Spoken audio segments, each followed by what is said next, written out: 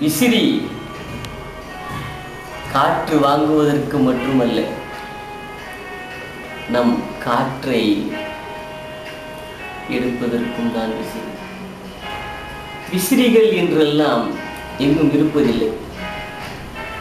இவை கிராமப்புறங்களின் ஏதோ அந்தப்புறமாகிவிட்டது. ஏனென்றால் விசிறிகளின் சாமரம் அரண்மனையில் தான் அல்லாபப்பட்டு கொண்டிருந்தது அன்று. மயிலிறகில் விசிறினால் மயக்கமான தூக்கம் வருமா? இங்கு மயக்கத்திற்கும் விசிறி தேவையில்லை, தயக்கத்திற்கும் விசிறி தேவையில்லை. இன்று விசிறி தேவைப்படுவதெல்லாம் விசிறுவதற்காக. அவை மின்சாரத்திலே ஓடிக்கொண்டிருப்பதால் இந்த கை விசிறிகள் எல்லாம் இன்று கசாப்பு கடை போல மூளைக்கு மூளை சிதறிவிட்டது. இன்று விசிறிகள் வீணாய் போய்விட்டது. இந்த விசிறிகள் எல்லாம் இன்று கிழிந்து நொறுங்கி பழைய தாத்தாக்களாகிவிட்டது.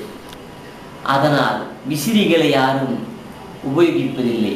அப்படி விசிறிகளை யாரும் உபயோகிப்பதாயிருந்தால் அவர்கள் ஒன்று கிழவர்களாயிருப்பார்கள், அல்லது கிழவிகளாயிருப்பார்கள், அல்லது கிராமப்புறத்தானாயிருப்பார்கள். பட்டினத்தார்கள் யாரும் விசிறிகளை, கை விசிறிகளை உபயோகிப்பதில்லை. அப்படியே உபயோகித்தாலும் அதை உல்லாசத்திற்காக உபயோகிப்பதுதான் ஃபேஷன் ஆகிவிட்டது.